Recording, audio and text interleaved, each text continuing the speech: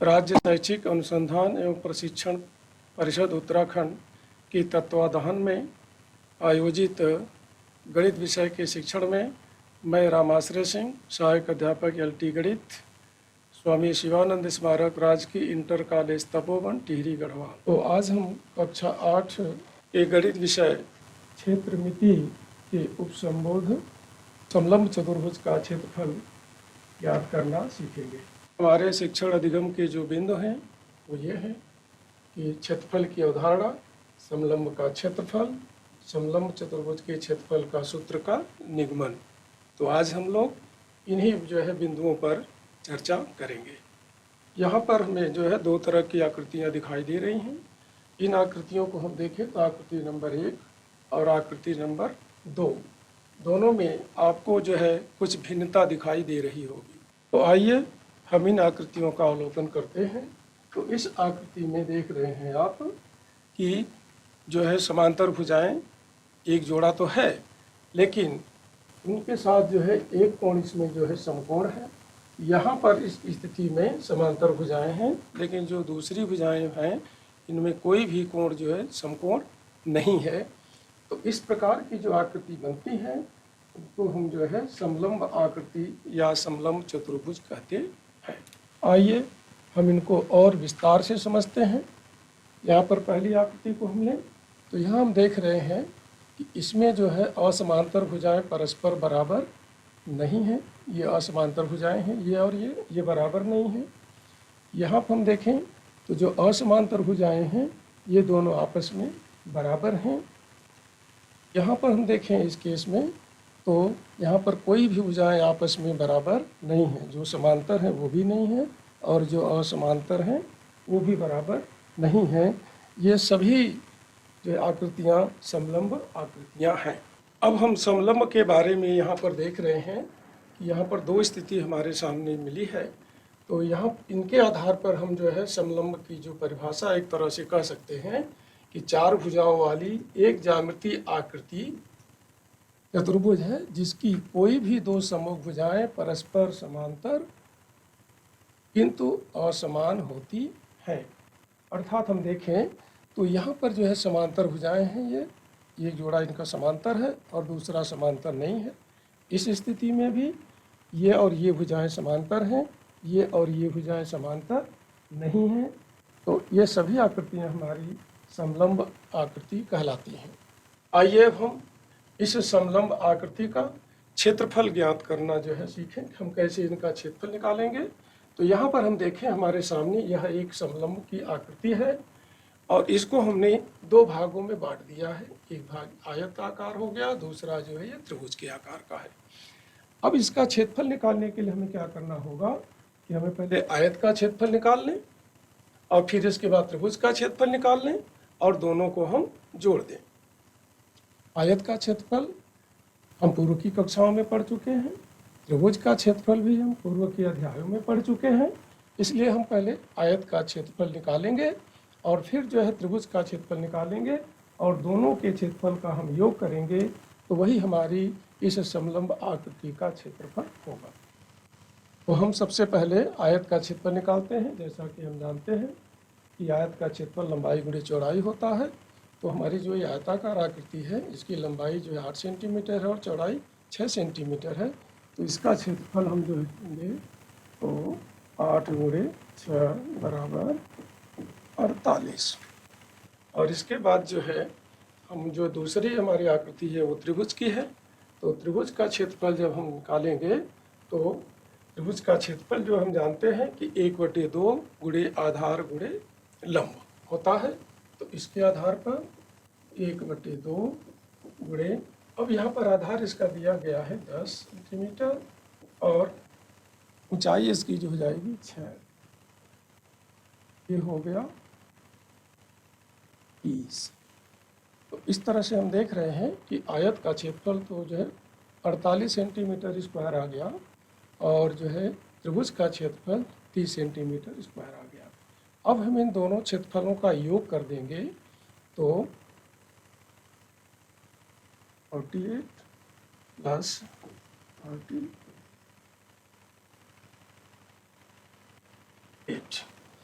इस तरह से जो है इस पूरी आकृति का जो क्षेत्रफल निकला वो हो गया 78 सेंटीमीटर स्क्वायर।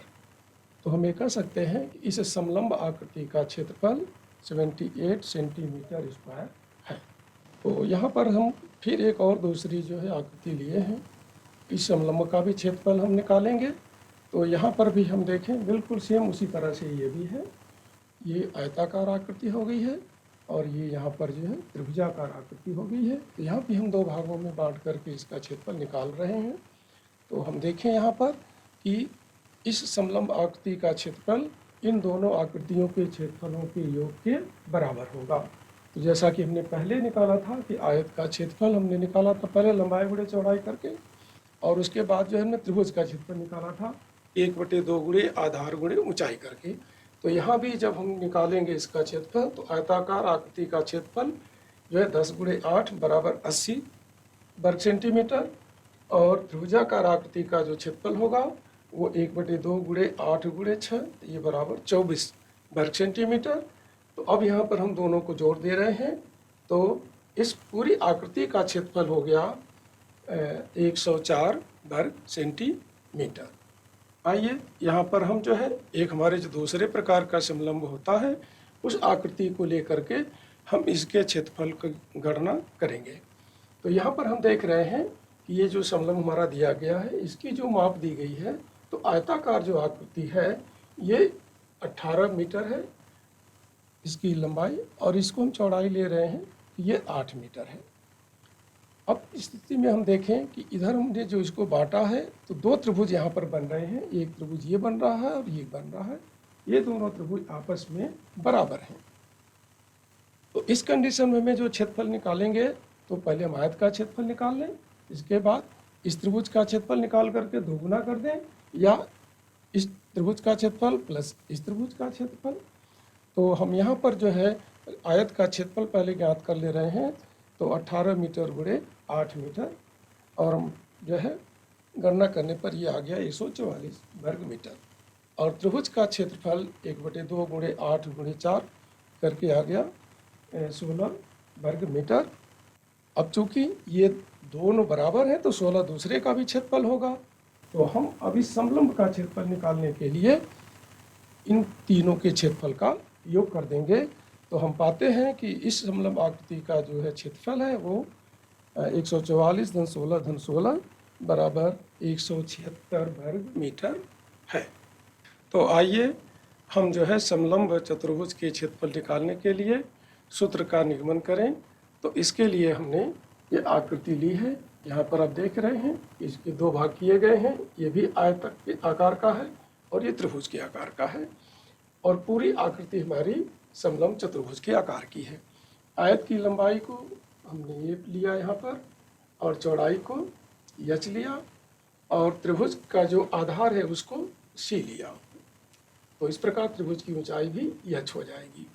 अब हम क्षेत्रफल के लिए, जैसा कि हमने पहले क्षेत्रफल निकाला था कि आयत का क्षेत्रफल अलग निकाला था और त्रिभुज का क्षेत्रफल अलग निकाला था, फिर दोनों को हमने आपस में जोड़ दिया था, तो वही प्रक्रिया हम यहाँ भी करेंगे। तो जिसके लिए हम आयत का पहले क्षेत्रफल निकालते हैं, तो इसका क्षेत्रफल जो है, और फिर उसके बाद त्रिभुज का क्षेत्रफल जो है निकालेंगे और जोड़ेंगे।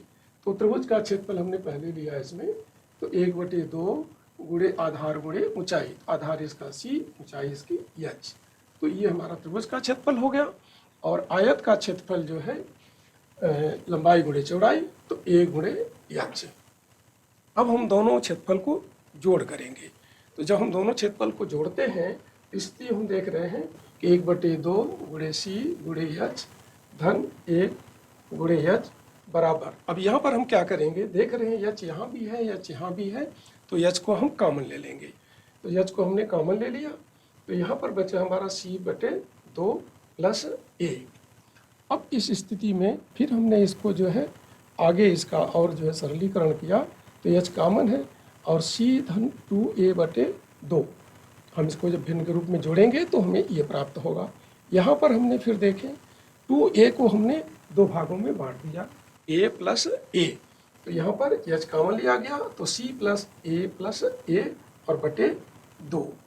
अब ये बराबर हो जाएगा, h तो हमारा कॉमन है ही, अब यहाँ पर हमने क्या किया है कि जो है C+A, हम इसकी जगह पर कोई दूसरा AG अक्षर ले रहे हैं, तो हम उसको मान ले रहे हैं कि B है, तो यहाँ पर जो है B ले लिया गया। तो यच अब ब्रैकेट में B+A/2।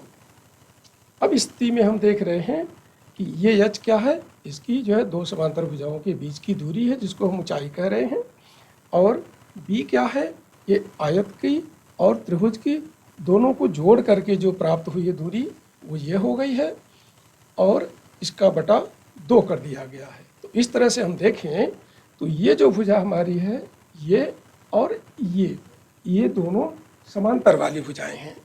तो क्षेत्रफल के लिए हमें ये मिला कि 1/2 और ये यच है, तो हमने यच ले लिया इसको, यानी ऊंचाई। तो इन दो समांतर भुजाओं के बीच की दूरी हमारी यच है, तो उन्होंने उसको ऊंचाई लिया है।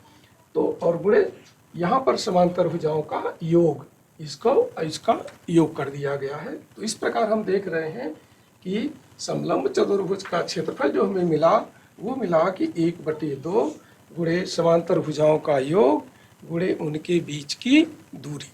आइए अब हम इस सूत्र के आधार पर जो है अभ्यास करते हैं और इनका हम क्षेत्रफल ज्ञात करेंगे। तो पहला प्रश्न हमने दिया है कि एक मेज की ऊपरी सतह समलंब जैसी है यदि इसकी समांतर भुजाएं 3 मीटर और 5 मीटर है तथा इन समांतर भुजाओं के बीच की दूरी 4 मीटर है, तो इसका क्षेत्रफल ज्ञात कीजिए। यहाँ पर क्या करेंगे आप क्षेत्रफल निकालने के लिए, सीधा जो है सूत्र में आप मान रखेंगे। तो इस पहले प्रश्न के लिए हम यहाँ पर 1/2 और गुणे सूत्र हमारा क्या कर रहा है, समांतर भुजाओं का योग। अब यहाँ पर समांतर भुजाएं कौन कौन सी हैं, 3 मीटर और 5 मीटर हैं, तो इनका हमने कर दिया 3-5 और गुणे उनके बीच की दूरी, तो उनके बीच की दूरी 4 मीटर है। तो अगर इसको हम सरल करते हैं तो हम पाते हैं ये 5 3 8 हो गया, तो उसे आप डिवाइड करोगे तो 4 मिलेगा और 4 का 4 में गुणा करोगे तो 16 मिलेगा। तो इस तरह से इस पहले प्रश्न में जो मेज की ऊपरी सतह है जो समलंब के आकार की है उसका क्षेत्रफल मिल गया हमें 16 वर्ग मीटर। अब इसी प्रकार से जो है हम प्रश्न नंबर 2 को भी करेंगे। प्रश्न नंबर 2 में हम देख रहे हैं कि एक खेत है, ये भी जो है समलंब के आकार का है जिसकी समांतर भुजाएं क्रमशः 150 मीटर तथा 80 मीटर है एवं इसके बीच की दूरी 30 मीटर है। तो इस खेत का क्षेत्रफल ज्ञात कीजिए। तो यहाँ पर भी आप क्या करेंगे, सीधे आप अपना सूत्र का प्रयोग करेंगे कि समलंब चतुर्भुज का क्षेत्रफल 1/2 गुणे समांतर भुजाओं का योग गुणे उनके बीच की दूरी, इसके आधार पर जो है आप मान रख करके क्षेत्रफल निकाल सकते हैं। तीसरा जो प्रश्न दिया गया है कि यहाँ पर जो है इसका क्षेत्रफल दिया गया है कि एक समलंब का क्षेत्रफल 34 वर्ग मीटर है और इसकी ऊंचाई 4 मीटर है। समांतर भुजाओं में से एक की लंबाई 10 मीटर है, दूसरी भुजा की लंबाई ज्ञात कीजिए। तो यहाँ पर थोड़ा सा आपको समझना होगा कि हम पहले समलंब चतुर्भुज का क्षेत्रफल ज्ञात करते थे, यहाँ पर समलंब चतुर्भुज का क्षेत्रफल दिया गया है तो हमें जो है सूत्र को अप्लाई करना है और उसमें जो है जो भुजा में ज्ञात नहीं है उसको हम जो है मान लेंगे, मान लिया वह x है और उसके आधार पर जो है हम मान रख करके इसमें दूसरी समांतर भुजा को ज्ञात कर सकते हैं। तो हमने जो है चर्चा की समलंब के प्रकार, समलंब का क्षेत्रफल, समलंब चतुर्भुज के क्षेत्रफल का सूत्र। तो इन बिंदुओं पर हमने चर्चा की और मैं उम्मीद करता हूं कि आप सभी लोग जो है इनको अच्छी तरह से समझ गए होंगे। NCERT का आभार। तो हमने समलंब चतुर्भुज के क्षेत्रफल के बारे में जाना और मैं उम्मीद करता हूं कि आप सभी लोग जो है अच्छी तरह से जो है समलंब चतुर्भुज को समझ गए और इसके सूत्र के आधार पर आप क्षेत्रफल ज्ञात कर सकते हैं। आप सभी का धन्यवाद।